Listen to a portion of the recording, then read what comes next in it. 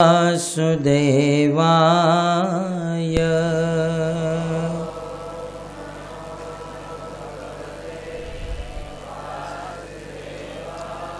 ॐ नमो भगवते वासुदेवाय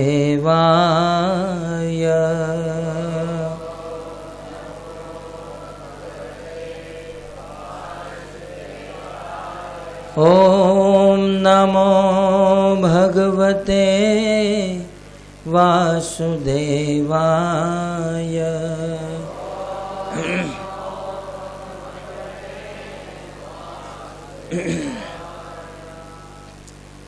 नमः ॐ विष्णुपादाय। हरे कृष्ण। तो राधेश्याम प्रभु ने जो बताया उनमें से हम आधे भी नहीं हैं। महान भक्तों की महानता होती है कि दूसरों को महान प्रस्तुत करते हैं। श्रीमद् भागवत के 6ठ स्कंद में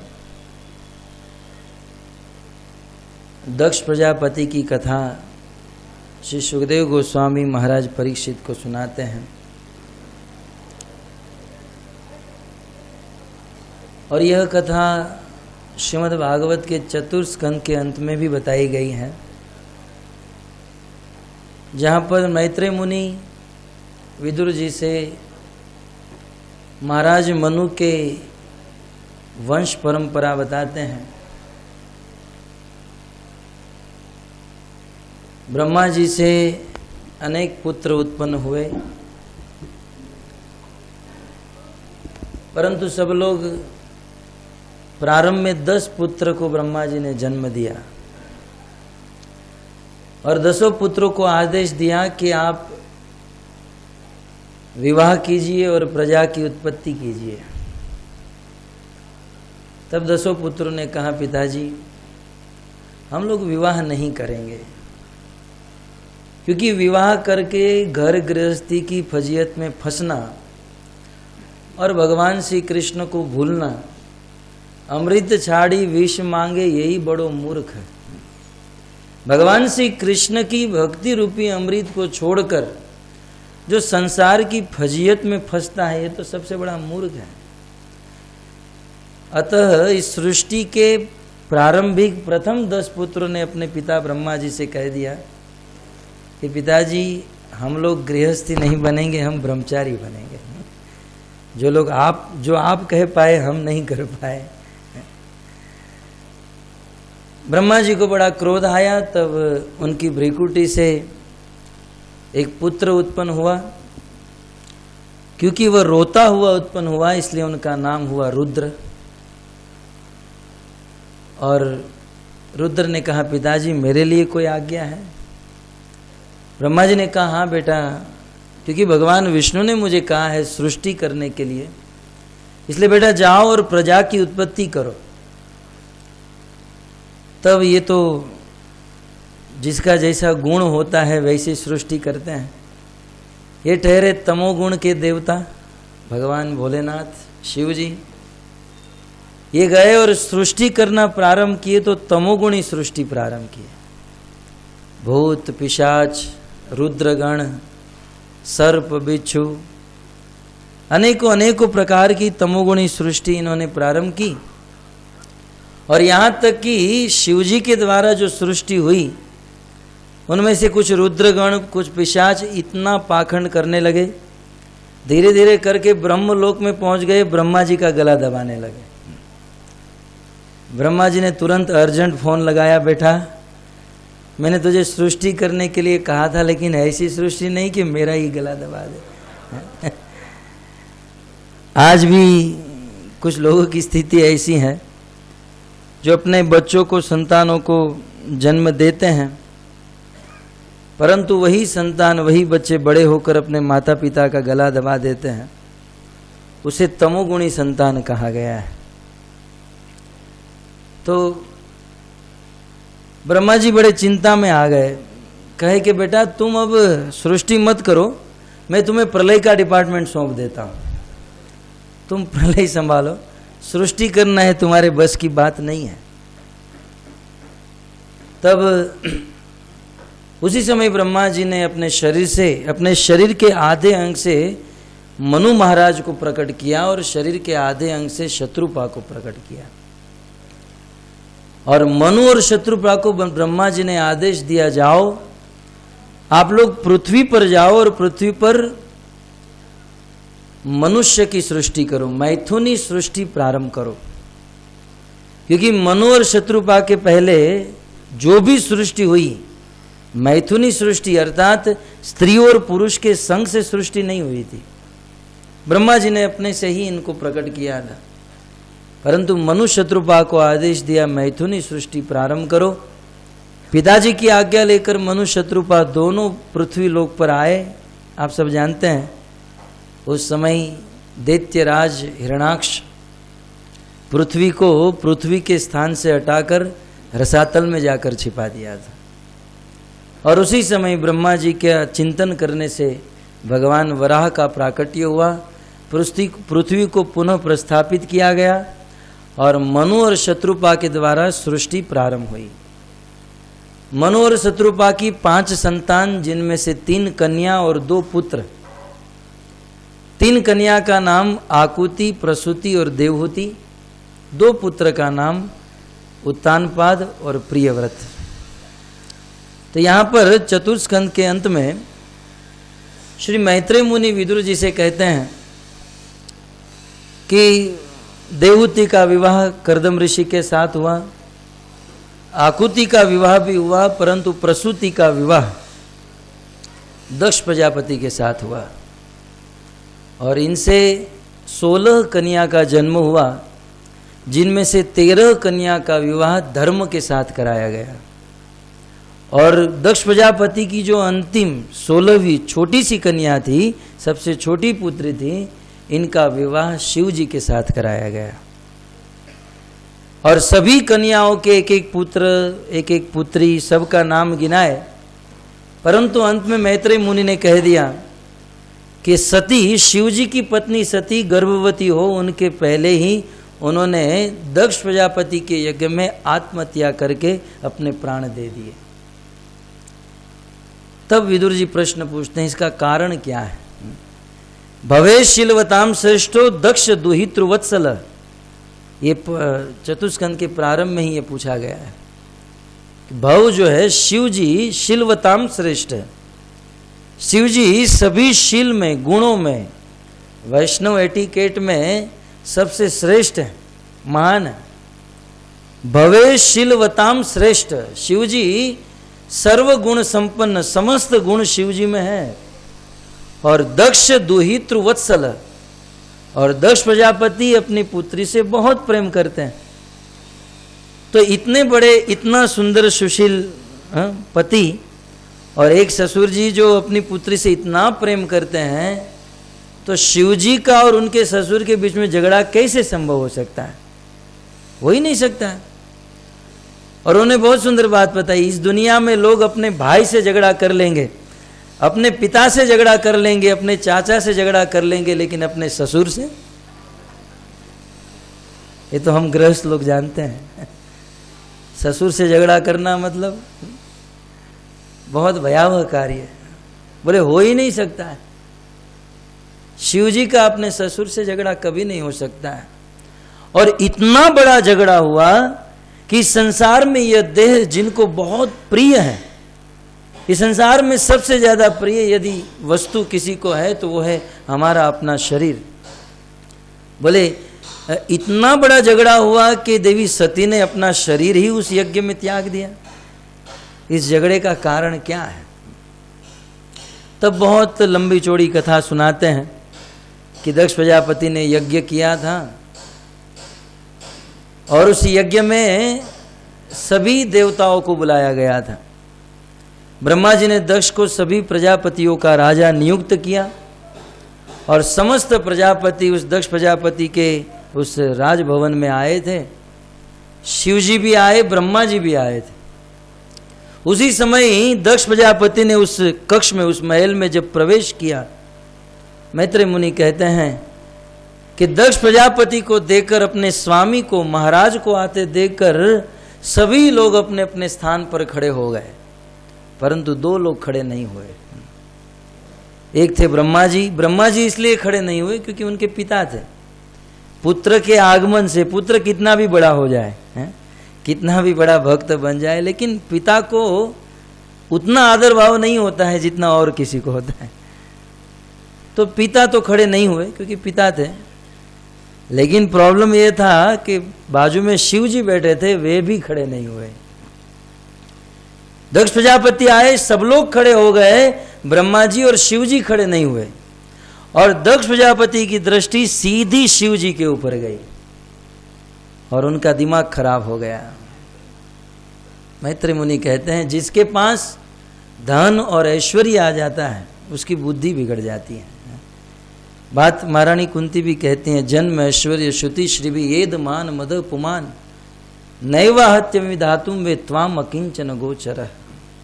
जिनके पास बहुत धन है, संपत्ति है, ऐश्वर्य है, भौतिक जगत का बहुत भौतिक ज्ञान अर्जन करके रखा है, कृष्ण ऐसे लोग आपकी शरण में कभी नहीं आ सकते हैं। और यही बात भागवत के 10वें स्कंद में नारद मुनि नल कुबेर और मणिग्रीव को श्राप देते हुए कहते हैं कि संसार में धनी लोग जितना पाप करते हैं उतना बेचारे गरीब लोग नहीं कर सकते हैं। तो ये धन जो है, ये ऐश्वर्य जो है, कभी कभी बहुत बड़ी दुर्गति का कारण बन जाता है। इनके हृदय में बहुत अहंकार था, अभिमान था। बोले मैं यहां पर आया और ये मेरा दामाद खड़ा नहीं हुआ। अब देखिए, इस संसार में कभी कभी हम भक्तों की, मेरी बात कर रहा हूं, कि सम्मान लेते लेते लेते सम्मान लेने की आदत हो जाती है ना। इसलिए हमारे आचार्यों ने कहा है, मानेर प्रतिष्ठा शुकरेर विष्ठा। ये मान, प्रतिष्ठा, सम्मान जो है शुकर की विष्ठा के समान है। जिस भक्त को भगवत प्रेम प्राप्त करना है उसे मान और प्रतिष्ठा के चक्कर में नहीं रहना चाहिए। और चैतन्य महाप्रभु ने तो सूत्र ही दे दिया, अमानिन मान देना। यदि जीवन में हम मान की आशा रखेंगे, मान मिलेगा, नो डाउट। भक्ति करने से ये सब उपशाखाएं हैं, मान तो मिलेगा, परंतु मान लेने की भावना यदि आ गई, मान मिलेगा, भगवान नहीं मिलेगा। दक्ष प्रजापति ने देखा और उन्होंने देखा कि हजारों लोग खड़े हुए हैं, अब उनमें से एक खड़ा नहीं हुआ तो कोई बड़ा प्रॉब्लम नहीं था। जब हम कथा या प्रवचन करने जाते हैं, लोग खड़े होते हैं, लेकिन जिसके हृदय में अभिमान आ चुका है उनको ये नहीं दिखता है कि मेरे आने से हजारों खड़े हुए, उनको यही दिखता है वो साला खड़ा क्यों नहीं हुआ। पूरे प्रवचन में बस यही मन में रहता है, ये खड़ा नहीं हुआ, ये खड़ा नहीं हुआ। अरे जो खड़ा नहीं हुआ उसे क्यों देख रहे हो? जो इतने सारे खड़े हो गए उनको देखकर खुश रहो। परंतु ये एक भावना आ जाती है सम्मान लेते लेते सम्मान ग्रहण करने की। इसीलिए साधकों को प्रारंभ से ही सिखाया जाता है कि कभी भी सम्मान नहीं लेना चाहिए। तो दक्ष प्रजापति को बड़ा क्रोध हुआ और उस भरी सभा में सबके सामने माइक हाथ में ले लिया और जोर जोर से चिल्लाकर, भागवत के श्लोकों में सीधा लिखा है, शिव जी को गाली देने लगा। बोले ये मेरा दामाद बन के बैठा है, ये मेरा दामाद, इसको बाल कटाने की कोई ज्ञान ही नहीं है। आज तक ये सलून में नहीं गया। लोग अपने शरीर पर पाउडर लगाते हैं, ये शमशान की भस्म लगाता है मेरा दामाद। और मैं जब इस सभा में आया, सब लोग खड़े हुए और इसको बुद्धि नहीं है खड़ा हो जाए। तब किसी ने पूछा, महाराज आपको पता था ये आपका दामाद, तो आपकी बेटी की शादी करने पहले आपको पता नहीं था? तब और क्रोधित हुआ, मुझे तो पता था, लेकिन ये दाढ़ी वाले मेरे बाप जो बैठे थे उन्होंने जबरदस्ती शादी करवाई ब्रह्मा जी के विषय में। बोले ये ब्रह्मा जी ने कहा, मेरे पिता ने कहा, और इनकी बुद्धि मारी गई थी जिससे मुझे मेरी बेटी का विवाह इसके साथ करना पड़ा। और मुझे ऐसा लगा कि शादी करने के बाद सुधर जाएगा, लेकिन ये तो शादी करने के बाद और बिगड़ गया। मुझे ऐसा लगा शादी करने के बाद अच्छे लोगों के साथ उठेगा बैठेगा तो ठीक हो जाएगा। लेकिन संग करता है किसका? भूतों के साथ। शमशान में जाकर बैठता है, शमशान की ताजी भस्म लगाता है। दक्ष का दामाद गले में सोने का चेन होना चाहिए, मुंडी लेकर घूमता है। बहुत बहुत बताया, बहुत दक्ष प्रजापति ने अपमान किया। और उस समय दक्ष प्रजापति से एक कार्य अच्छा हुआ। जब उनको बहुत क्रोध आया तो दक्ष प्रजापति वहां से खड़े होकर निकल गए। देखिए, यहां पर हमें एक सिद्धांत, एक उपदेश प्राप्त होता है कि जब हमारा टेम्पर हाई हो जाए, जब क्रोध आ जाए, तो क्रोध सबसे पहले आंखों में आता है। उस आंखों में आए हुए क्रोध को यदि रोक लिया जाए तो सब ठीक हो जाता है। लेकिन आंखों में आए हुए क्रोध को जब नहीं रोकते हैं तो फिर वो जुबान पर आ जाता है। और हमें पूरे प्रयास से हमारी वाणी पे आए हुए क्रोध को रोक लेना चाहिए। और यदि ये नहीं रुका तो फिर इंद्रियों में आ जाता है ना। हम लोग देखते हैं ना, हाईवे पर कोई ट्रक लेकर जा रहा है और उसके पीछे पीछे नई मर्सिडीज कार है और वो हॉर्न बजाते जा रहा है, लेकिन ट्रक वाला साइड नहीं दे रहा है। बहुत हॉर्न बजाया, बहुत बजाया, साइड नहीं दिया तो रॉन्ग साइड से आगे बढ़ता है।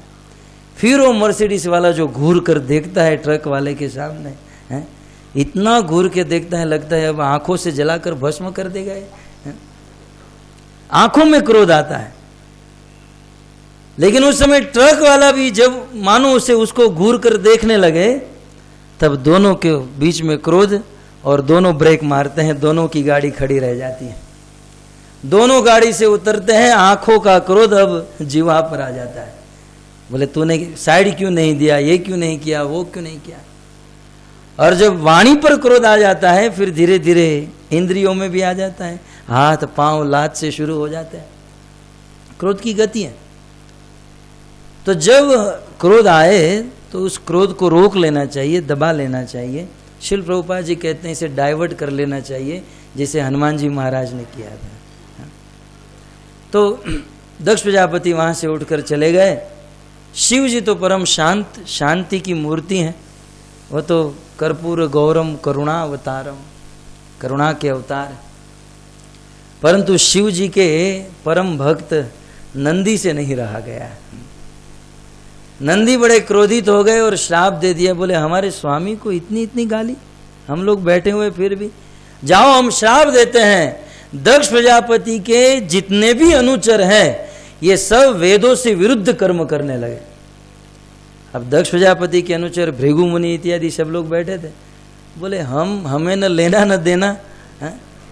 ये गाली दिया दक्ष और श्राप दिया हमको। भृगु मुनि क्रोधित हो गए। बोले हमें श्राप देते हो, जाओ हम श्राप देते हैं, शिव जी के जितने भी अनुचर हैं सब पाखंडी हो जाए। आज भी हम देख रहे हैं शिव जी के अनुचर भांग पीते, न जाने क्या क्या करते हैं। तो एक दूसरों का झगड़ा श्राप से होने लगा। और उस समय शिव जी ने सोचा कि यदि 1 मिनट भी यहां पर बैठूंगा तो अनर्थ हो जाएगा। अतः शिव जी वहां से खड़े होकर चल दिए, नंदी इत्यादि को लेकर वहां से चले गए। और अपने घर पर जाकर ये बात अपनी पत्नी को नहीं बताई। तो कुछ दिनों के बाद दक्ष प्रजापति ने फिर से यज्ञ किया और उस यज्ञ में सभी देवी देवताओं को बुलाया, परंतु शिव जी को ही नहीं बुलाया। जानबूझकर कुछ लोग यज्ञ भी करते हैं तो परम पद प्राप्त करने के लिए नहीं, दूसरों को नीचा दिखाने के लिए। कभी कभी ऐसा होता है। कुछ लोग धार्मिक आयोजन करते हैं, क्यों? अपना मान प्रतिष्ठा सम्मान बढ़ाने के लिए, हैं? दूसरों से बड़ा करके दिखाना चाहते हैं। ये भावना बिल्कुल गलत है। परंतु दक्ष प्रजापति ने ऐसे यज्ञ का आयोजन किया, सभी देवी देवताओं को इनविटेशन दिया और इनविटेशन कार्ड में नीचे नोट करके लिखा था, बिल्कुल रेड और बोल्ड करके लिखा था कि आप सब लोग विद फैमिली, सह परिवार मेरे यज्ञ में आइए।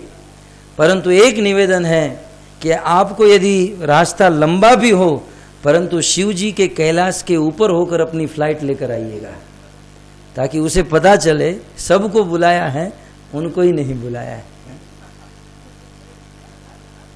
तो यज्ञ का दिन आया और सभी देवी देवता अपने अपने विमान को सजाकर नए नए वस्त्र पहनकर दक्ष प्रजापति के यज्ञ में, कनखल हरिद्वार क्षेत्र में जहाँ कनखल है वहाँ पर सब लोग जाने लगे। और आज तो इतनी सारी फ्लाइटें देखकर देवी सती को लगा ये क्या हो रहा है।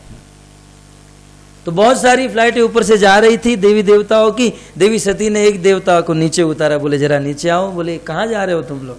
बोले आपको पता नहीं? नहीं, आपके पिताजी इतना बड़ा यज्ञ कर रहे हैं। बोले मेरे पिताजी यज्ञ कर रहे, पूरी दुनिया को बुलाया, मुझे ही नहीं बुलाया। सती ने सोचा पिताजी के रिलेटिव बहुत सारे हैं तो भूल गए होंगे बेचारे। सती गई अपने पति शिव जी के पास, भजन कर रहे थे, हरि नाम जप कर रहे होंगे। बोले पतिदेव आपको पता नहीं, मेरे पिताजी यज्ञ कर रहे हैं, मुझे पता है। बोले आपको पता है फिर भी आपने मुझे नहीं बताया? बोले मुझे ऐसा लगा कि ये बात मुझे तुम्हें नहीं बतानी चाहिए, इसलिए नहीं बताया।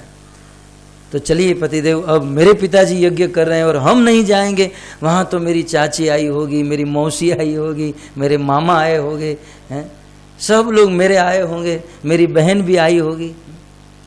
तो चलो हमें बहुत लोगों से हम मिलेंगे, आनंद आएगा। शिव जी ने कहा देखो, न तुम जाओगी न मैं जाऊंगा, क्योंकि शिव जी देख लिए थे यदि ये सती वहां पर जाएगी तो मरेगी निश्चित। शिव जी ने कहा कोई नहीं जाएगा। उन्होंने कहा क्यों नहीं, हम अवश्य जाएंगे। शिव जी ने कहा नहीं जाना है।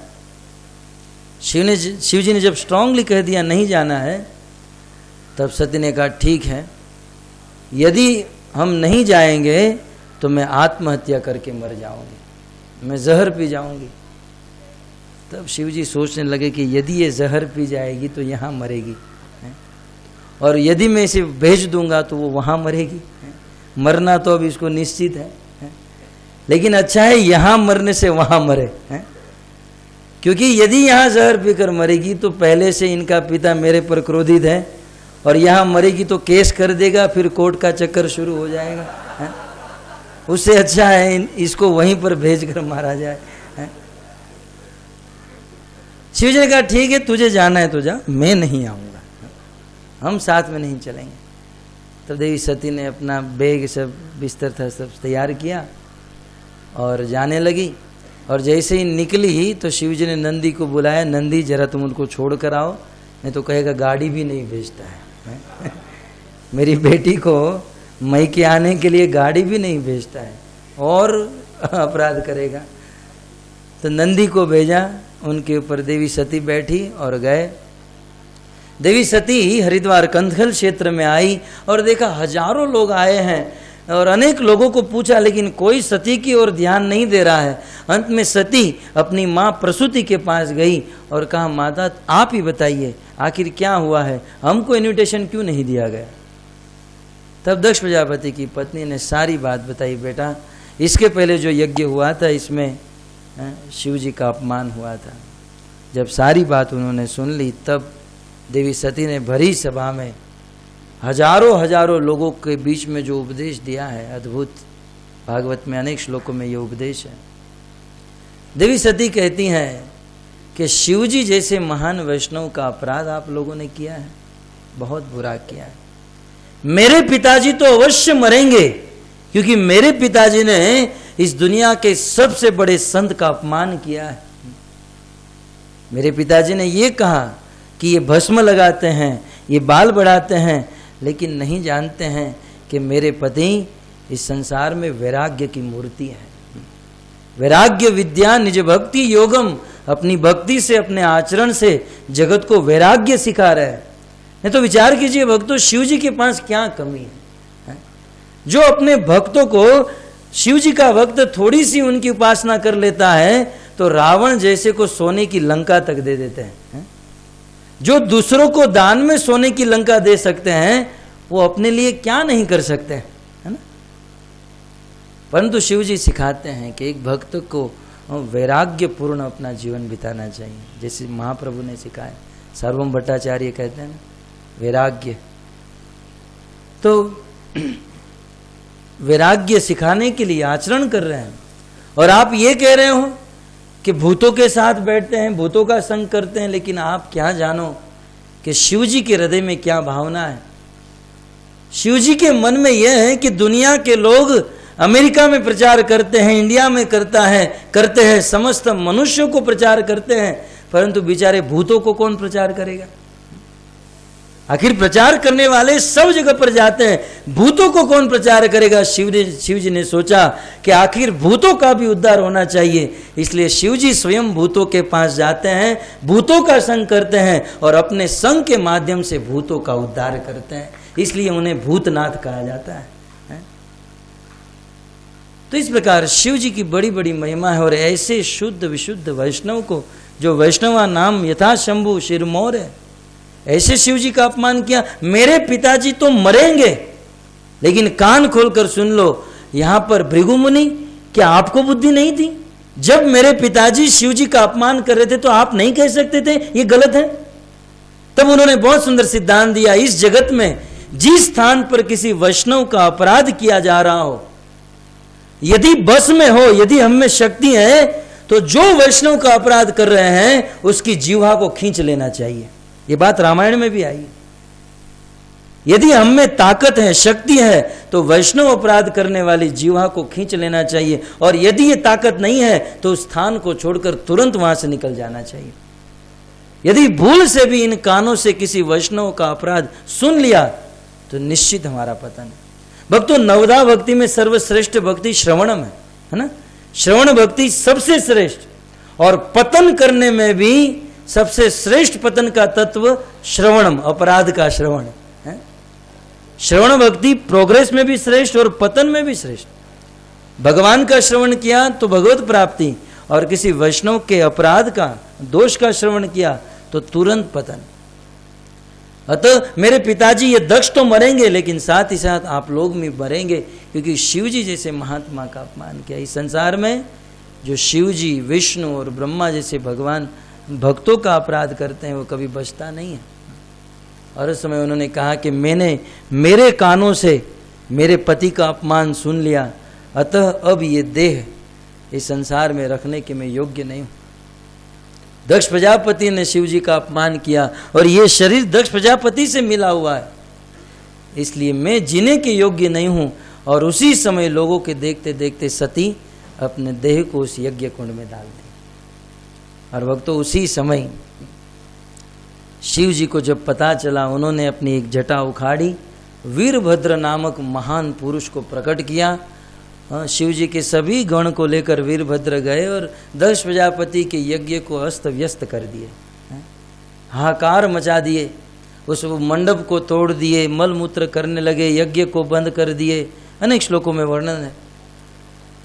और अंत में वीरभद्र को पता चला कि जब दक्ष प्रजापति शिव जी का अपमान कर रहे थे तब भृगु मुनि को बहुत आनंद आ रहा था।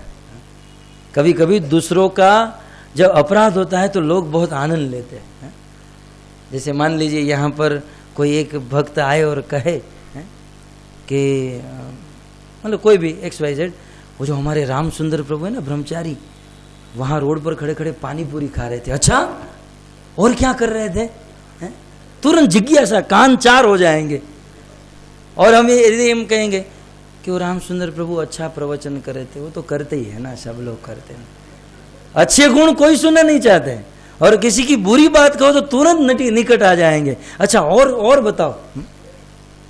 तो ये हमारी आदत सी है, दूसरों के दोषों को ज्यादा सुनना चाहते हैं।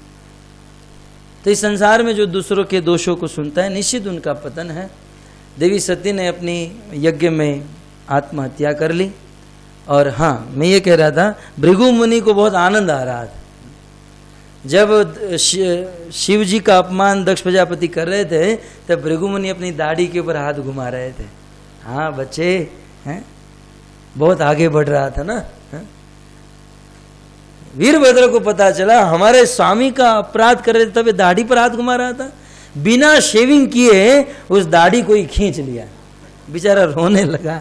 भृगु मुनि बेचारे खून निकल गया, पूरी दाढ़ी को ही उखाड़ लिया वीरभद्र।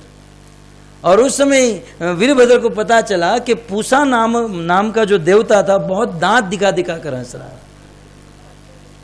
हंसने की भी स्टाइल होती है, जिसे स्मित कहते हैं। स्मित माने हंस भी लेना और दांत भी न दिखाना, जैसे हमारे प्रभु भगवान हंसते हैं, जिसे इंग्लिश में स्माइल कहते हैं। और कुछ होता है ठठा कर हंसना, दांत दिखा दिखा कर। ये पूसा देवता जो थे, शिव जी के अपमान के समय दांत दिखा दिखा कर हंसते थे। वीरभद्र को पता चला, एक मुक्का मारा, 32 हाथ में दे दी, ये ले रख। और भग नाम के जो देवता थे, उस शिव जी का अपराध करते समय आंखें फाड़ फाड़ के देख रहे थे। अब भक्तों को चाहिए वहां से निकल जाए, लेकिन ये आंखें फाड़ फाड़ के, वीरभद्र को पता चला कि ये आंखें फाड़ फाड़ कर देख रहा था, दोनों आंखों में अपना हाथ डाला और दोनों आंखें निकाल कर हाथ में दे दिया, ले।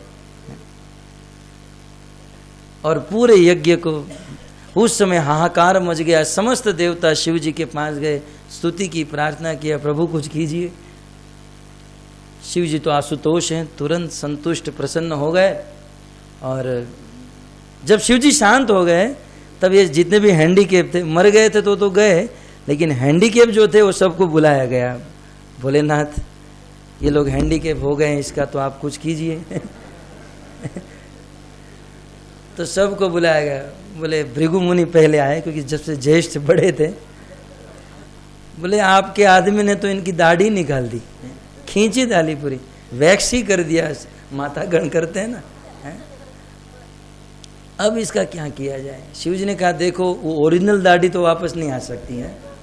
अब क्या पता, इस प्रसंग से लगता है शिव जी को बकरे से बहुत प्रेम था। शिव जी ने कहा कि देखो, अब ओरिजिनल दाढ़ी तो नहीं आ सकती है, लेकिन एक काम करते, इसको बकरे की दाढ़ी में लगा देता हूँ। कहा ठीक है, जो भी हो, अब लगाना तो है। तो उस दिन से भृगु मुनि को बकरे की दाढ़ी लगा दी। और भक्तों, ये जो अमिताभ जी हैं, ये लोग जो फ्रेंच कट रखते हैं, आज से नहीं, उस दिन से, भृगु मुनि के समय से ये फ्रेंच कट जो है, बकरे की दाढ़ी भृगु मुनि से चलती आई है। ये सब ये वैदिक है। मैं नहीं कहता हूं कि सबको रखनी चाहिए, लेकिन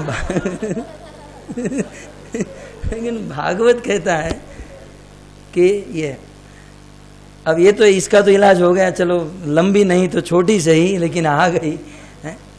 फिर वो दांत वाले को बुलाया गया, जिसका दांत टूट गया था, पूछा देवता का, बोले महाराज इसका कुछ कीजिए। जिस दिन से आपके आदमी ने दांत तोड़ा है, खाना पीना सब बंद हो गया है। शिव जी ने कहा देखो, ओरिजिनल दांत तो नहीं आ सकते हैं वापस, क्या करें?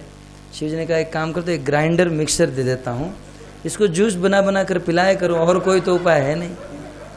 तो ये ग्राइंडर की भी जो खोज है तब से हुई है, ये सब वैदिक चीजें हैं। तो उस दिन से भागवत में वर्णन है, वो जूस पी पी कर अपना जीवन बिता रहे थे। अब तीसरे हैंडीकेप को बुलाया गया, जिसकी आंखें ही निकाल दी गई। महाराज इसका तो कुछ कीजिए, इसकी आंखें ही निकल गई। बोले ओरिजिनल आंखें नहीं आ सकती हैं। शिव जी भी कमाल के हैं, श्राप कैसा देते हैं। तत्कालीन मुझे याद आया, भागवत के 9वें स्कंद के प्रारंभ में सुद्युम्न की कथा आती है। शिव जी का श्राप देखिए, शिव जी बिल्कुल, सुद्युम्न एक दिन की बात अपने हजारों सैनिकों को लेकर युद्ध करने के लिए गए थे, और राजा सुद्युम्न ये सैनिकों को लेकर वापस आ रहे थे, एक जंगल से गुजरे। अब जंगल से, स्वाभाविक जंगल से निकले, शॉर्टकट रास्ता अपनाया होगा। कभी कभी शॉर्टकट भारी पड़ जाता है। आप देखिए इनको कैसा भारी पड़ गया। ये राजा और सारे सैनिक उस जंगल से निकले, निकलकर उन्होंने एहसास किया कि हम लोग स्त्री बन गए। और वास्तव में घर पर जाकर देखा तो सुद्युम्न भी स्त्री बन गया और सभी सैनिक भी स्त्री बन गए। और बाद में पता चला कि उस क्षेत्र में शिव जी ने श्राप दिया है। ये पूर्व कथा है। शिव जी और देवी पार्वती रमण कर रहे थे और अचानक ऋषि मुनि आए। उस दिन से शिव जी ने श्राप दे दिया कि इस जंगल में जो आएगा, यदि कोई आदमी पुरुष आएगा, वो स्त्री बन जाएगा। भागवत के 9वें स्कंद में कथा है। तो ये सब लोग स्त्री बन गए और पता चला शिव जी का श्राप। शिव जी की उपासना की, शिव जी प्रसन्न हुए। बोले क्या है? बोले आपने ऐसा श्राप दे दिया, हमारा बच्चा बिल्कुल स्त्री बन गया। तो शिव जी ने कहा क्या करूं? बोले आप इसको पुरुष बना दीजिए। बोले ओरिजिनल श्राप तो मैं वापस नहीं ले सकता हूं, थोड़ा कंसीडर कर सकता हूं। तो बोले ठीक है महाराज, जितना कर सकते हो उतना तो कीजिए। तो शिव जी ने आशीर्वाद दिया, ठीक है, ये आपका लड़का 1 महीना पुरुष रहेगा, 1 महीना स्त्री रहेगा। चरितम परम अद्भुतम, भागवत में आया है। ये सब अद्भुत चरित्र है और वास्तव में ऐसा ही हुआ। ये सुद्युम्न जो था 1 महीना पुरुष रहता था, 1 महीना स्त्री रहता था। और यहां तक जब वो स्त्री रहता था तब उसको कैसे बुलाए, संबोधन क्या करे, तो उनका नाम रख दिया इला।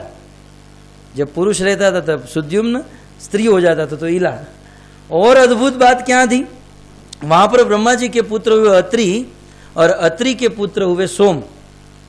तो वो जो सोम तो और सोम के पुत्र हुए बुध।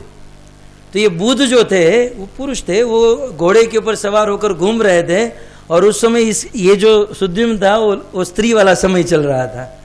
इला बनकर एक दिन ये गार्डन में घूम रही थी और ये बुध घूमते घूमते उसी गार्डन में आया और इसको देखकर मोहित हो गया है और बुध ने इला के साथ विवाह कर लिया और इला ने भी कर लिया। और घर पर जाकर 1 महीने के बाद पता चला ये तो पुरुष भी बनता है।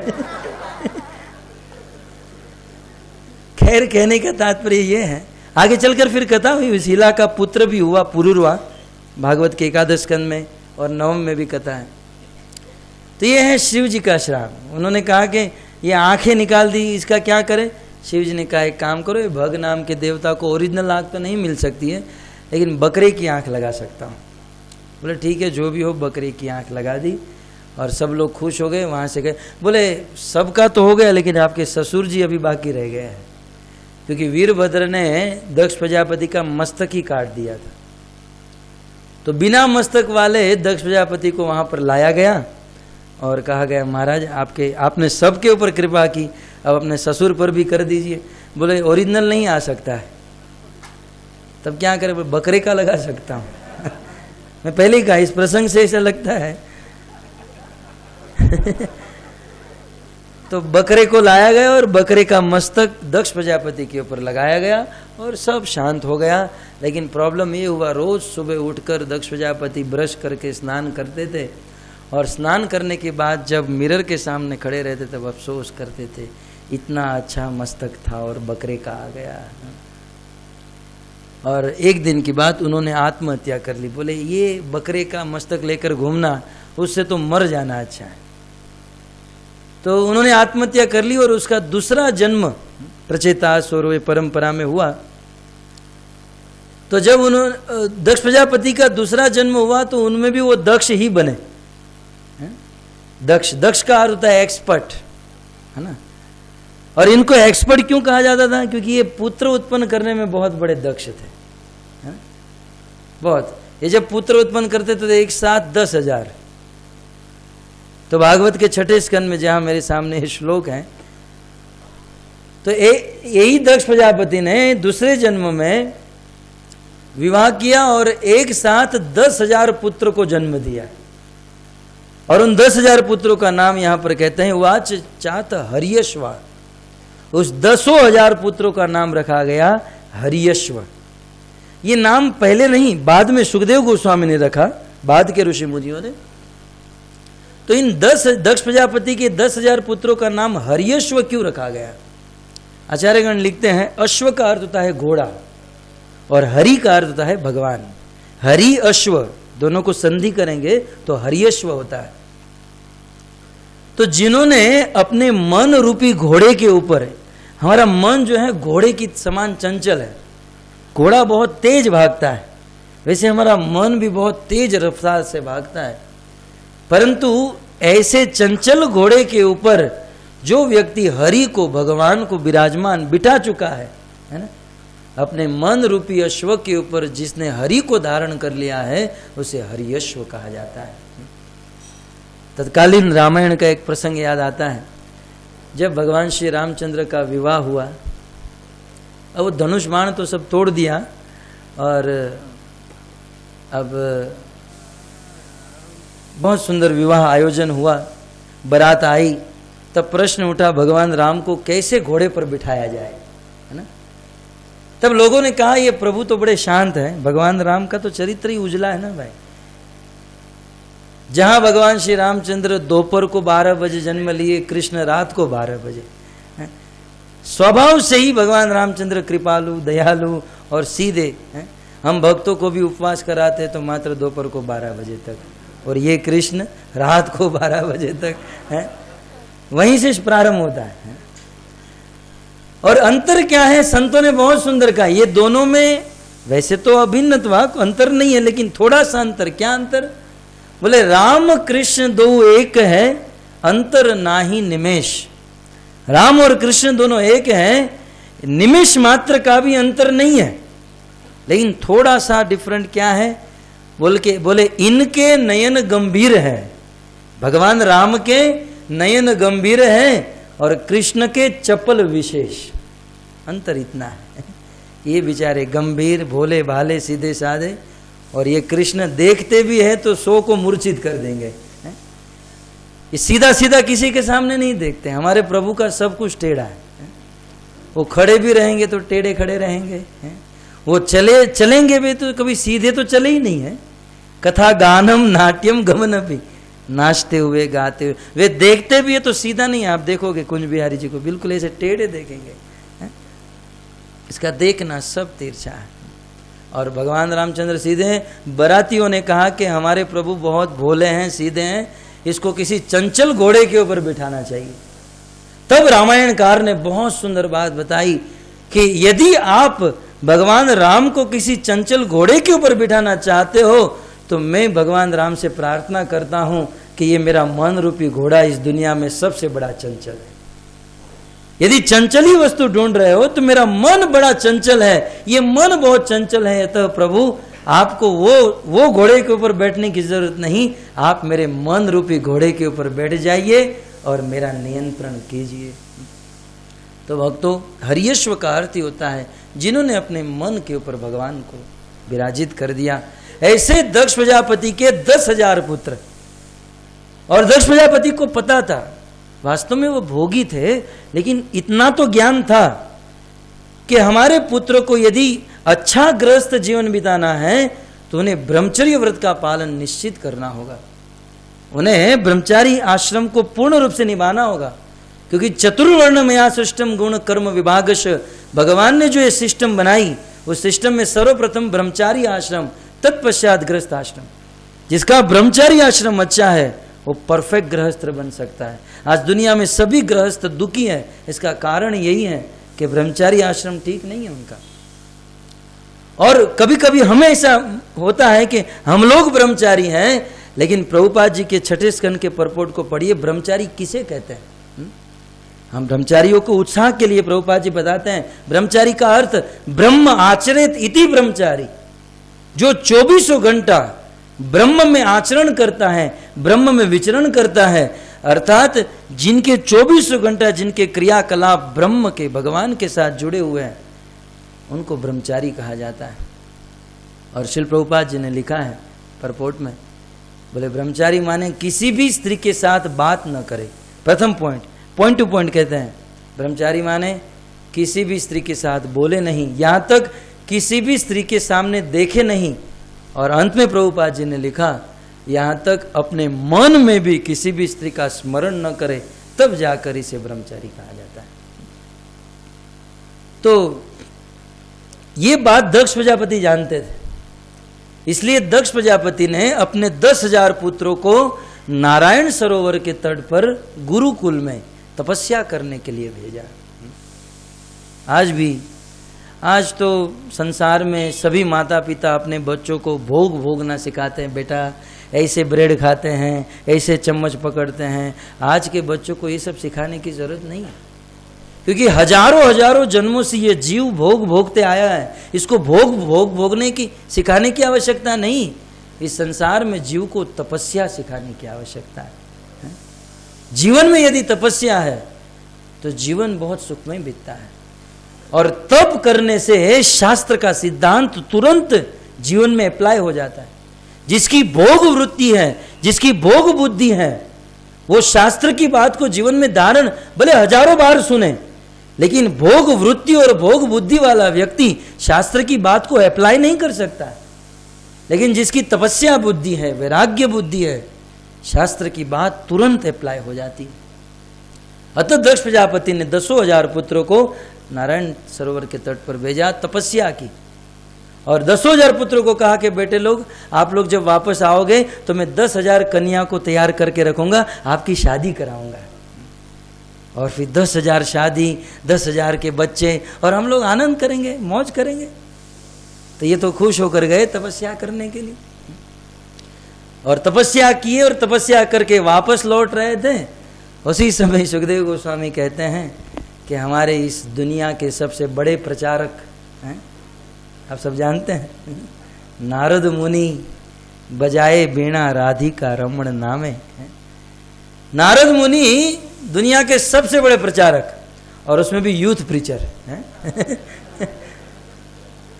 नारद मुनि के विषय में पद्म पुराण में साक्षात भक्ति महारानी ने कहा है, जब अपने पुत्र ज्ञान और वैराग्य को लेकर दुखी थी, रो रही थी वृंदावन में, ज्ञान और वैराग्य बूढ़े हो चुके थे, तब नारद मुनि रास्ते में मिले और कहा कि आप मेरे पुत्रों को जवान कीजिए, बेचारे बूढ़े हो गए।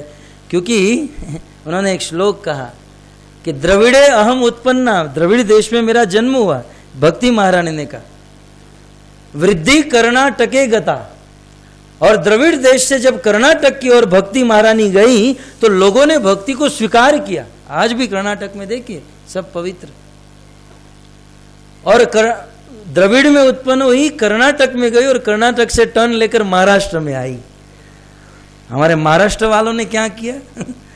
देवी भक्ति कहती हैं द्रविड़े अहम उत्पन्ना वृद्धि कर्नाटके गता क्वचित क्वचित महाराष्ट्रे। नारद मुनि जब मैं महाराष्ट्र में आई तो क्वचित क्वचित, सब लोग ने मुझे स्वीकार नहीं किया, महाराष्ट्र के कुछ कुछ लोग ने मुझे स्वीकार किया, बाकी ने मुझे धक्का मार के निकाल दिया है।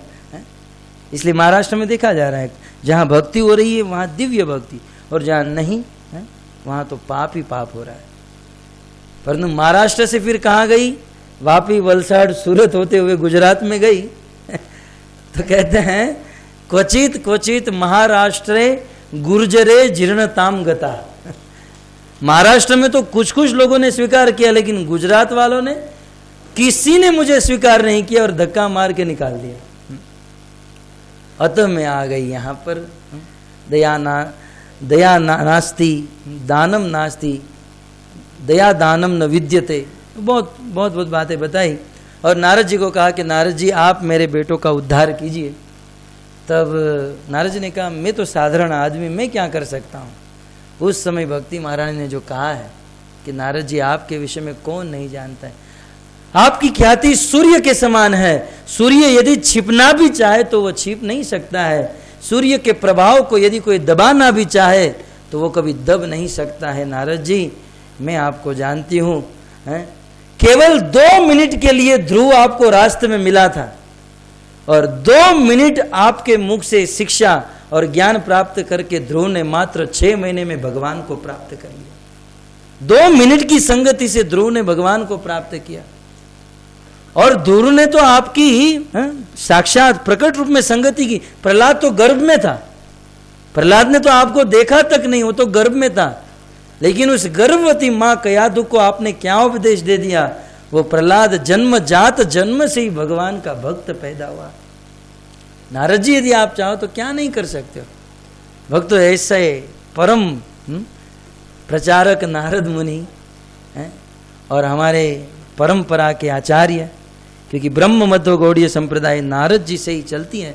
कृष्ण, ब्रह्मा, नारद, व्यास इत्यादि आगे। भक्तों हम जिस संप्रदाय में हैं, इस संप्रदाय में प्रचार प्रधान है।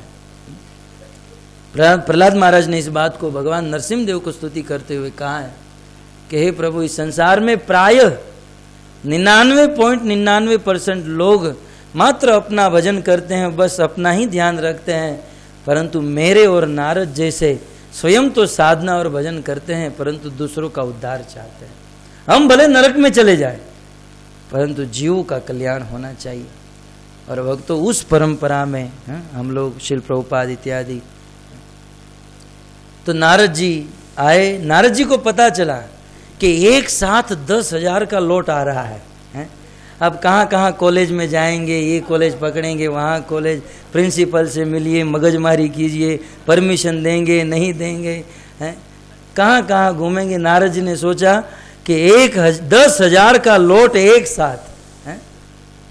नारद मुनि तुरंत आकाश के मार्ग से वीणा बजाते हुए रास्ते में आए और 10,000 बच्चे एकदम बिल्कुल यूथ जवान।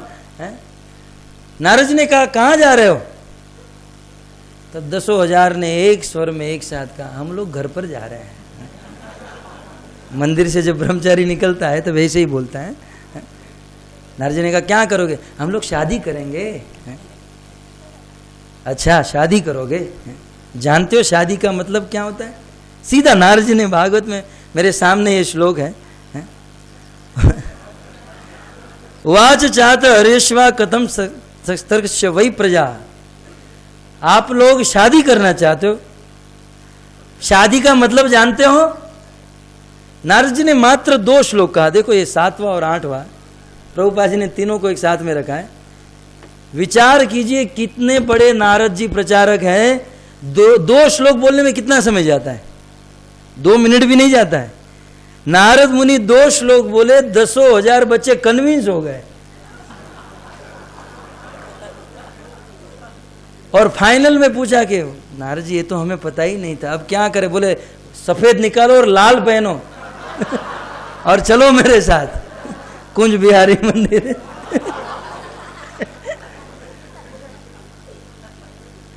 नारद जी ने मात्र 2 श्लोक, और 2 श्लोक में, ये श्लोक नहीं एक पजल है।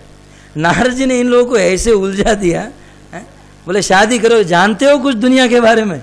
दुनियादारी करोगे? है? तो भक्तों समय तो हो चुका है और पजल है। आइए केवल मैं पजल कह देता हूँ, फिर आप उसका एक्सप्लेन कभी कर सकते हैं। तो नारद जी ने कहा जानते हो दुनिया के बारे में? नारद जी ने पहली पजल, पहली ही, जैसे लोग पजल कहते हैं और उसका उत्तर ढूंढते हैं, लेकिन ध्यान रहे ये 10,000 बच्चे जो थे तपस्या करके आए थे, बिल्कुल एकाग्र बुद्धि वाले थे, तीक्ष्ण बुद्धि वाले थे, इसलिए नारद मुनि की इस पजल को तुरंत समझ गए, है ना। और यही चीज हमारे सामने यदि 10 बार भी की जाए तो नहीं समझते, क्योंकि हमारी तपस्या ही नहीं है, कुछ न कुछ तपस्या है न वैराग्य है। इसलिए लाल बुजक्कड़ की कहानी आप सब जानते हैं। एक गांव में किसी ने हाथी को नहीं देखा था, तो रात को एक हाथी आया होगा, सब लोग सो रहे होंगे, और हाथी आकर गांव में घूमकर चला गया होगा, और सुबह उठकर देखा तो हाथी का पांव का निशान तो बड़ा बड़ा होता है। तो सब लोग सोचने लगे कि अरे ये क्या है, ये किसकी निशानी है, ये कौन इतना बड़ा जानवर कहाँ से आया? हाथी को देखा नहीं, छोटे छोटे जानवर को ही देखा है गांव में सबने।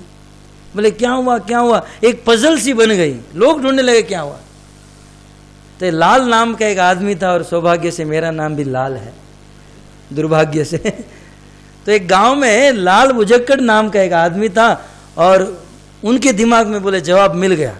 पूरे गांव में दौड़ा और लाल बुजक्कड़ बूझ गया, लाल बुजक्कड़ बूझ गया, अर्थात मुझे प्रश्न का उत्तर मिल गया, और इनाम रखा गया था कि जो इस प्रश्न का उत्तर देगा इनाम मिलेगा। बोले मुझे पता चल गया। पूरा गांव एकत्रित हुआ, उसे ऊपर मंच पर बिठाया। बोले जरा बताओ क्या हुआ, रात को कौन आया होगा?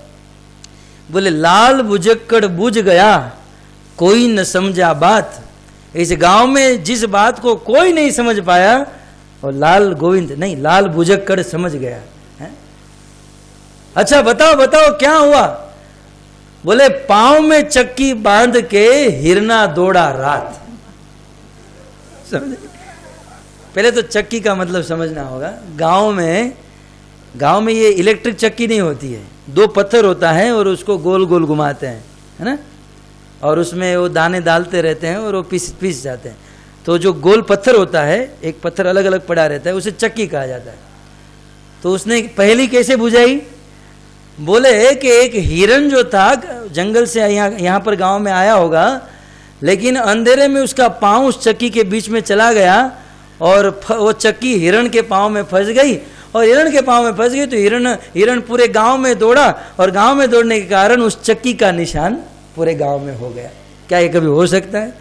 हिरण बेचारा चक्की में फंस जाए तो हिल भी सकता है लेकिन पांव में चक्की बांध के हिरणा दौड़ा रात है? तो ऐसी बुद्धि वाला यदि इस प्रसंग को 10 बार भी सुने तो समझ नहीं सकता है। इसके लिए एकाग्र बुद्धि चाहिए, तपस्या चाहिए। नारद मुनि ने पहली पूछी, एक पजल बताई। बोले शादी करोगे, इस दुनिया में रहकर विवाह करोगे, दुनिया के बारे में जानते हो? इस दुनिया का अंतिम बिंदु, इस दुनिया का अंतिम प्लेटफॉर्म जानते हो? बोले इस शरीर का अंतिम गंतव्य स्थान जानते हो? तो ये लोग सिर खुजाने लगे, बोले शरीर का अंतिम गंतव्य स्थान। लेकिन बुद्धिमान थे, आगे चलकर समझे, बोले वास्तव में ये शरीर ही दुख का कारण है। नारद मुनि ने सूत्र के रूप में कहा, लेकिन पहली बात ये लोग क्या समझे, ये शरीर, ये देहम निजम भारवत, ये शरीर सबसे बड़े दुख का कारण है। इस संसार में सबसे ज्यादा दुख यदि कोई देने वाला है तो वो है हमारा अपना शरीर, सबसे ज्यादा फजीयत में फंसाने वाला शरीर ही दुख का। इस शरीर में ही रोग होते हैं, और शरीर में सबसे बड़ा दुख भूख। 6 घंटा हुआ नहीं भूख लगती, तुरंत लग जाती है। निद्रा, भूख, आलस्य, प्रमाद, ये सब शरीर के और उसमें भी शरीर की 6 अवस्था है। जर्जरम, शरीरम व्याधि मंदिरम सतसंधि जर्जरम, ये शरीर को व्याधि का मंदिर ही कहा गया है। शरीर दुख का मंदिर है, इसमें 7 संधि है, और जर्जरम, ये शरीर निरंतर जर्जरित होता रहता है, मरता, बुढ़ापा की ओर जाते रहता है। इस संसार में जब तक ये शरीर हमारे पास है, चाहे कोई व्यक्ति शादी कर ले, 1, 2, एक व्यक्ति यदि 50 शादी भी क्यों ना कर ले, जब तक ये शरीर है तब तक वो सुखी नहीं हो सकता है। नारद मुनि ने बताया। बोले अच्छा, तब तो हम लोग शादी करके सुखी नहीं हो पाएंगे? बोले कभी नहीं, जब तक ये शरीर है तब तक व्यक्ति सुखी नहीं हो पाएगा। क्यों? क्योंकि भगवान का भजन करके ऐसी स्थिति प्राप्त जब तक नहीं कर लेते हैं कि हम भगवान के धाम में नहीं पहुंच जाते हैं, और जब भगवान के धाम में पहुंचते हैं तब ये शरीर यहीं पर छूट जाता है। वहां न तो शरीर है और सूक्ष्म शरीर भी नहीं है, मन बुद्धि अहंकार भी नहीं है भगवान के धाम। भगवान के धाम में मात्र आत्मा अपने निज स्वरूप को, स्वरूपगत स्वरूप को प्राप्त करके भगवान की, परमात्मा की सेवा में लग जाती। तो बहुत सुंदर प्रथम बताया, ये शरीर दुख का कारण, सबसे बड़े दुख का कारण। तो एक आचार्य ने बहुत सुंदर बात बताई, बोले शरीर दुख का कारण कैसे? वे दृष्टांत के साथ कहते हैं, एक राजा थे, एक दिन बहुत बीमार हो गए, बहुत बीमार, बहुत बड़े बड़े वेद आए लेकिन इसको ठीक नहीं कर पाए। दूर से बहुत बड़े वेद को बुलाया गया, राजा की नाड़ी को देखा, बोले तुरंत ठीक हो सकता है राजा। सब लोग परेशान थे और इन्होंने कहा तुरंत ठीक हो सकता है। मंत्री ने कहा बोलो कैसे? बोले और कुछ नहीं है, यहां से किसी सुखी व्यक्ति का कुर्ता इनको पहना दो, तुरंत ठीक।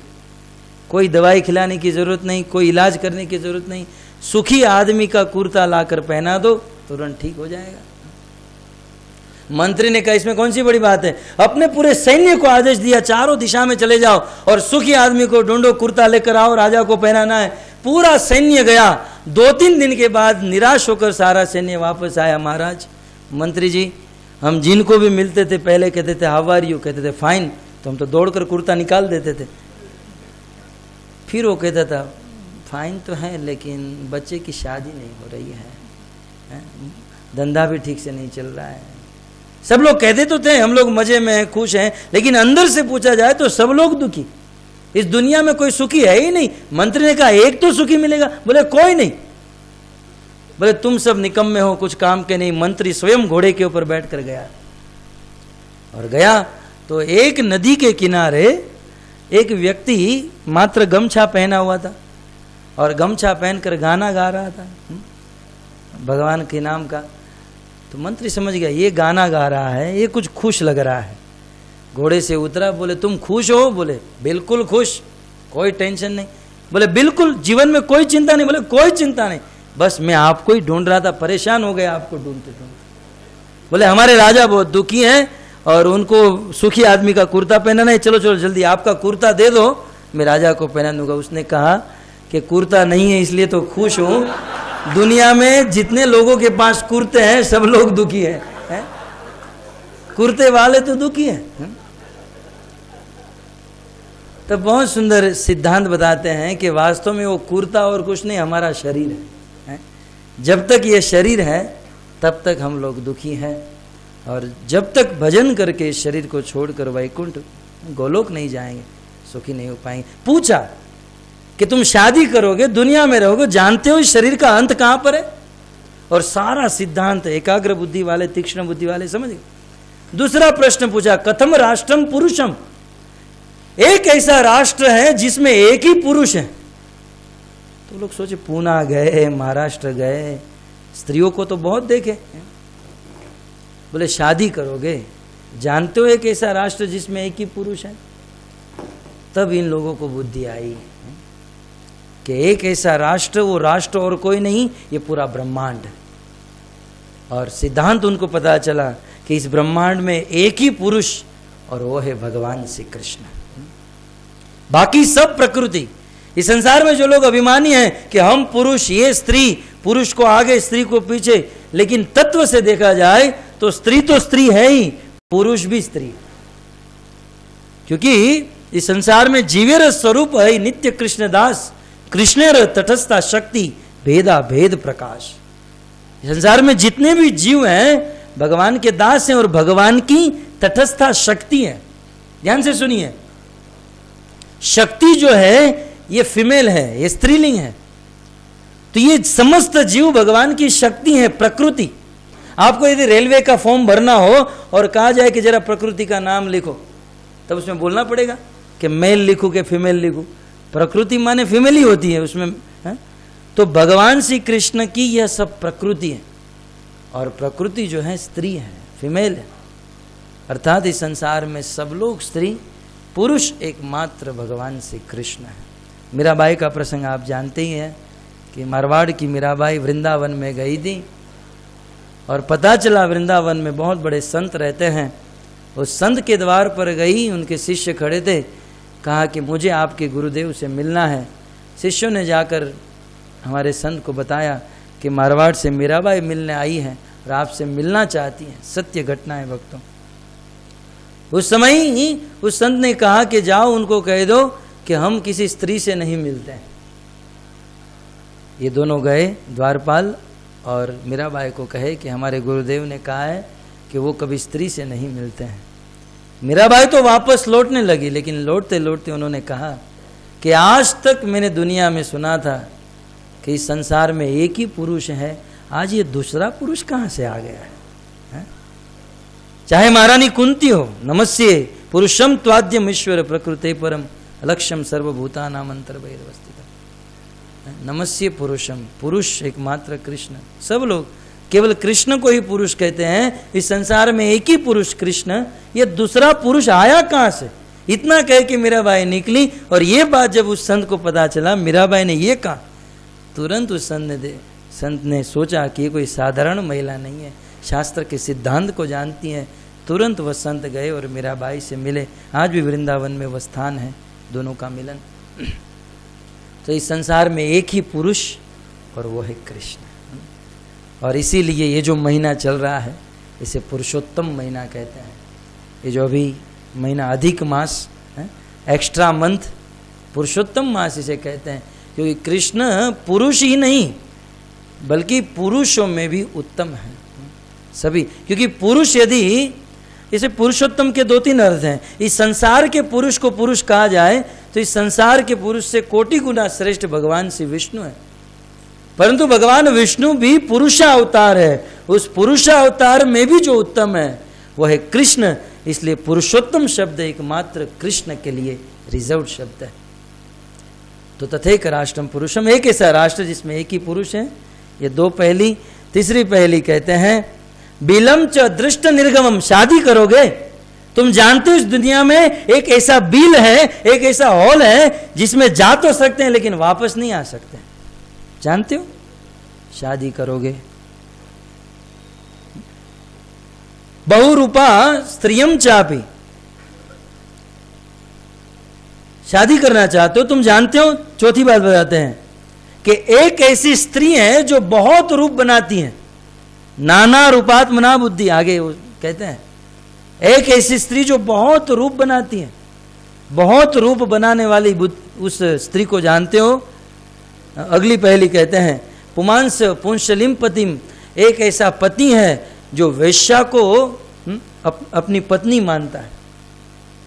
नद्यतो उभयो वाहा, इस संसार में एक ऐसी नदी है जो दोनों ओर बहती है। अब हमने गंगा देखा, यमुना देखा, चंद्रभागा देखा, इंद्रायणी भी देख लिया, और एक ही डायरेक्शन में बहती हैं। ये 2 डायरेक्शन में बहने वाली नदी कहां से आ गई? बोले शादी करोगे? जब 2 डायरेक्शन में बहने वाली नदी के बारे में नहीं जानते हो, क्या शादी करोगे? नदी तो उभयो वहां, दोनों ओर बहने वाली। फिर आगे इसका उत्तर बताते हैं कि दोनों ओर बहने वाली नदी कौन? बोले माया। एक ओर से जन्म देती है और दूसरी ओर से मारती रहती है। जन्म देना और मारना ये माया का काम है। और माया कबू स्वर्ग उठाए कबू नरक डुबाए, इस संसार में सभी व्यक्ति को वैसे दंडित करती है। चैतन्य महाप्रभु सनातन गोस्वामी से कहते हैं जैसे पूर्व के राजा महाराजा अपराधी को दंडित करते हैं। माया जन्म देती है, मारती रहती है, इनकमिंग आउटगोइंग। किसी ने प्रभुपाद जी को पूछा कि संसार में माया का काम है जन्म देना और मारना, यहाँ से एक जन्म नहीं दिया तो वहाँ से एक को काटा नहीं, जन्म देना मारना। तो किसी ने प्रभुपाद जी को पूछा कि पहले के समय में मनुष्यों की संख्या बहुत कम थी, अभी मनुष्य बढ़ते क्यों जा रहे हैं? नदी तो उभयो तो वहाँ, नदी दोनों ओर बह रही है, तो माया का काम है जन्म देना और मारना। तो अभी मनुष्य बहुत कम मर रहे हैं और जन्म बहुत ज्यादा हो रहा है, इसलिए पॉपुलेशन क्यों बढ़ रहा है, इनबैलेंस क्यों हो रहा है? तब श्रील प्रभुपाद जी ने बहुत सुंदर उत्तर दिया। बोले इस संसार में अभी कृष्ण की शुद्ध भक्ति होने लगी है। इस संसार में इस्कॉन के जो भक्त हैं, अंतर्राष्ट्रीय कृष्ण भावनामृत के भक्त, अनेकों स्थान पर प्रचार करते हैं, रथ यात्रा नगर संकीर्तन करते हैं। इसलिए कुछ लोग भले भक्ति न करें परंतु भगवान श्री कृष्ण का नाम मात्र अपने कानों से सुन लेते हैं। नामाभास मात्र से उनका नरक जाना और 84 के चक्र में जाना कट जाता है और मृत्यु के बाद वो तुरंत मनुष्य बन जाते हैं। अतः इसके लिए ये सब नामाभास का प्रभाव है कि पॉपुलेशन बढ़ रहा है। कुछ लोग भजन नहीं कर रहे हैं, लेकिन सिद्धांत तो है ना कि एक बार भी कृष्ण का नाम ले ले नरक में जाने से बच जाता है। इसलिए होता क्या है, शुचिनाम श्रीमताम गे है योगो भ्रष्ट भी जाए थे। यदि कोई भक्ति के मार्ग में प्रारंभ हो जाता है, भक्ति अधूरी रह जाने पर किसी भक्त के घर पर जन्म ले तुरंत मनुष्य बनता है। तो थोड़ी भी भक्ति कर ली, थोड़ा भी नाम ले लिया, थोड़ा भी नाम सुन लिया, एक बार भी कुंज बिहारी का दर्शन कर लिया तो मरने के बाद सीधा मनुष्य। और इसीलिए मनुष्य की संख्या बढ़ रही है श्रील प्रभुपाद जी की कृपा से। तो नदी तो उभयो तो वहां, दोनों ओर बहने वाली नदी के बारे में जानते हो। पंच पंच अद्भुतम गृहम, एक ऐसा घर है जो 25 तत्वों से बना है। अरे हमारा घर तो ईंट से, सीमेंट से और थोड़ा बहुत ये पीओपी लगाया हुआ है, 25 तत्वों से बना हुआ घर। बोले हाँ जानते हो, शादी करोगे क्या, शादी करोगे तुम लोग? 25 तत्व से बने हुए घर के बारे में पहले समझो। क्वचित हंस विचित्र कथम, एक ऐसा हंस है जिसकी विचित्र कथा है। बहुत विस्तार से ये सब प्रसंग है, मैं केवल आपको ट्रेलर दे रहा हूं। विचित्र कथम, एक ऐसा हंस जिसकी विचित्र कथा है। बोले विचित्र, वो हंस कौन? बोले शास्त्र। विचित्र क्यों? बोले इस दुनिया में शास्त्र जितना विचित्र है ना उतना कोई विचित्र नहीं, क्योंकि शास्त्र के एक ही श्लोक को हम एक अलग प्रकार से साबित कर सकते हैं और दूसरी ओर से भी साबित कर सकते हैं। जैसे ये पानी का ग्लास है, कोई पानी इसमें डाल रहा है, मैं कह दूं बस, इसका अर्थ क्या होगा? बस अभी पानी नहीं चाहिए, है ना। पानी कोई डाल रहा है और मैं कह दूं बस, तब इसका अर्थ क्या होगा? बस इतना ही और डालो। मैं कह दूं बस, माने पानी नहीं चाहिए, और वही मैं थोड़ा लंबा करके हूं बस, बस इतना ही और डालो। एक ही वर्ड है लेकिन उसके दो मीनिंग है। थोड़ा सा आगे पीछे बोल देने से उसके अनेकों भाव, अनेकों भावार्थ, तात्पर्य, सब कुछ। तो शास्त्र के प्रत्येक श्लोक को भक्तों हम लोग नहीं जानते हैं। अप संप्रदाय वाले हमारी गीता और हमारे भागवत के श्लोकों को लेकर कितना दुष्प्रचार कर रहे हैं। तो ये क्वचित हंस विचित्र कथम, ये शास्त्र बिल्कुल विचित्र है। बिना किसी शुद्ध भक्त के, बिना किसी शुद्ध गुरु के अंडर में रहे बिना इस शास्त्र को कोई समझ नहीं सकता। गीता महान, भागवत महान, लेकिन ये महान गीता और भागवत को तब ही समझा जाएगा जब किसी शुद्ध प्रामाणिक गुरु से सुना जाए, नहीं तो ये विचित्र हंस को कोई समझ नहीं पाएगा। ये शास्त्र बिल्कुल विचित्र है। तो क्वचित हंस विचित्र कथम शिरम अप्य स्वयं रमी, एक ऐसा चक्र है जो स्वयं घूम रहा है। इसमें कोई मोटर इंजन कुछ नहीं लगा है, एक ऐसा चक्र जो स्वयं घूम रहा है, पूरी दुनिया मिलकर भी उस चक्र को रुका नहीं सकता। जानते हो उस चक्र के बारे में? बोले नहीं। शादी करोगे? शादी करना चाहते हो? तो इस प्रकार से नारद मुनि ने पहली कही। तो फिर अंत में कहा कि लेकिन हमारे पिताजी ने कहा है कि तुम सीधे घर पे ही आ जाना, मैं लड़की देकर तैयार रखूंगा। तब नारद मुनि ने अंतिम पहली कही। वास्तविक पिता के बारे में जानते हो? बोले हमारे पिताजी ने कहा है कि MBA करके सीधा घर पे आ जाना, और राधे श्याम प्रभु कह रहे ब्रह्मचारी आश्रम ज्वाइन करो। कुछ लोग ऐसा सोचते हैं कि क्या करें। तब नारद मुनि ने बहुत सुंदर बात बताई। बोले वास्तविक पिता को जानते हो? वास्तविक पिता कौन है? बोले इस संसार में जो तुम पिता पिता कर रहे हो, वो पिता पूर्व जन्म में तुम्हारा बेटा था, तुम्हारा बच्चा था। सत्य बात है। शास्त्र का एक सिद्धांत है कि जो इस जन्म में सबसे बड़ा हमारा शत्रु होता है, वो दूसरे जन्म में पुत्र बनकर पैदा होता है। तो कौन कब कहां, ये तो मात्र दैहिक संबंध है। इस शरीर का, इस तत्व का वास्तविक पिता कौन? आत्मा का वास्तविक पिता परमात्मा है।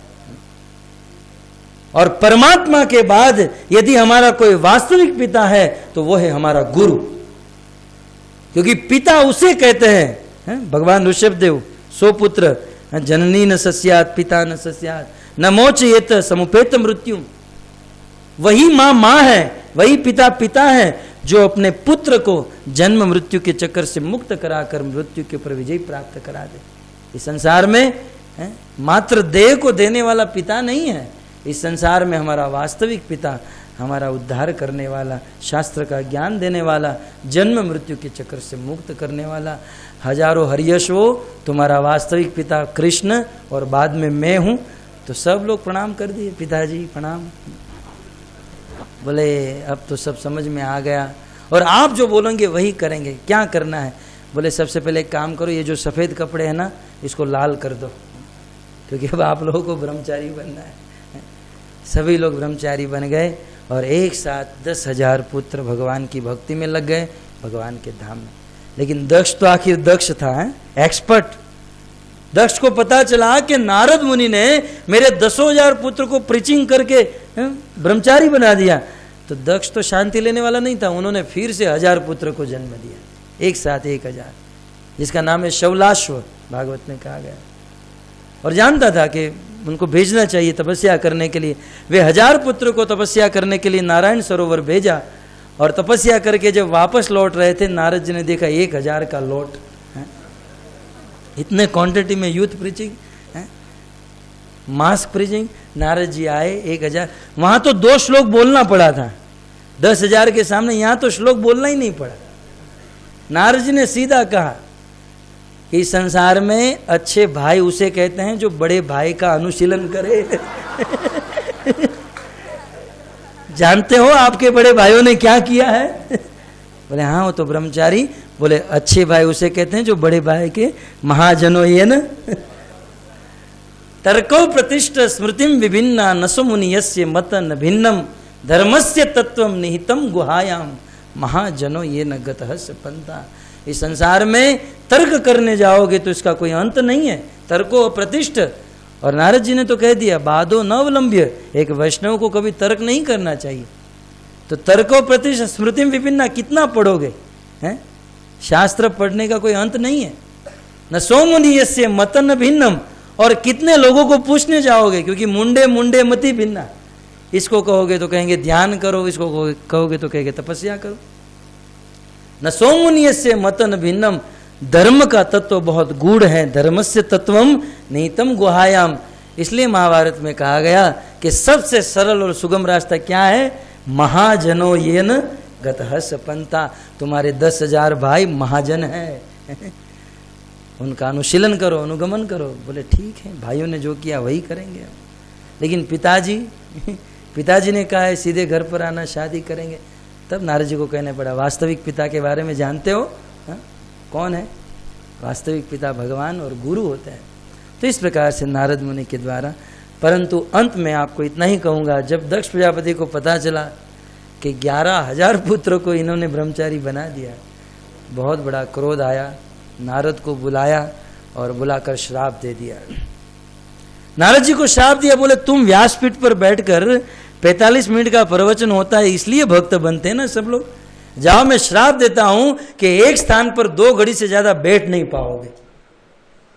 उस दिन से नारद जी का बंद हो गया, लंबा लंबा क्लास, लंबा चौड़ा क्लास होता ही नहीं था।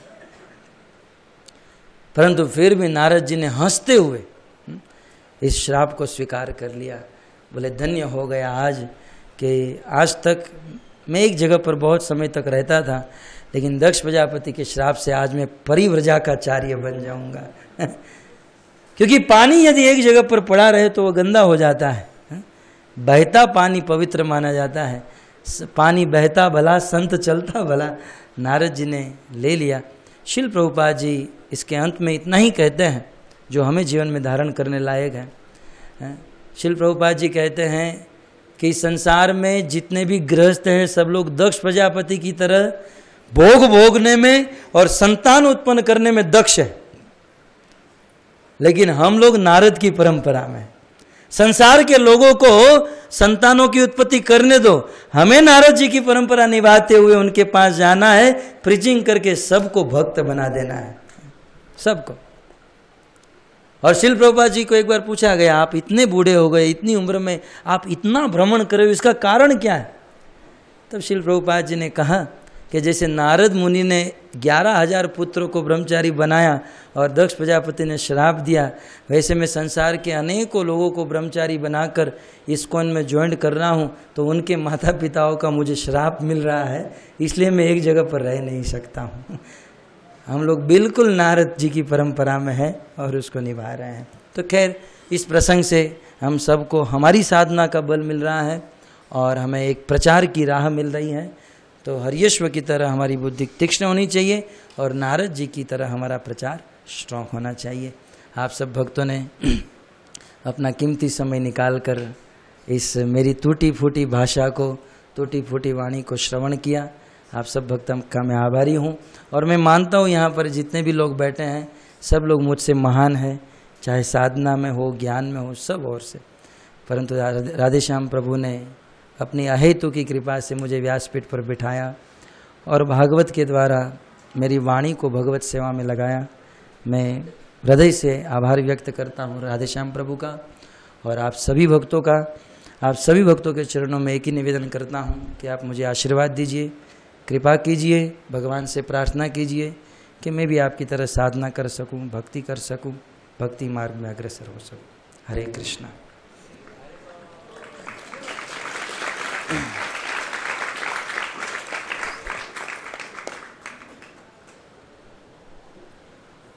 बहुत इतने अच्छे दिव्य वाणी हमें सुनने को मौका प्राप्त हुआ। आप आइए को क्या और भविष्य में और एक बार आकर सब भक्तों को काल में जीवन प्रवचन दीजिए। हरे कृष्ण।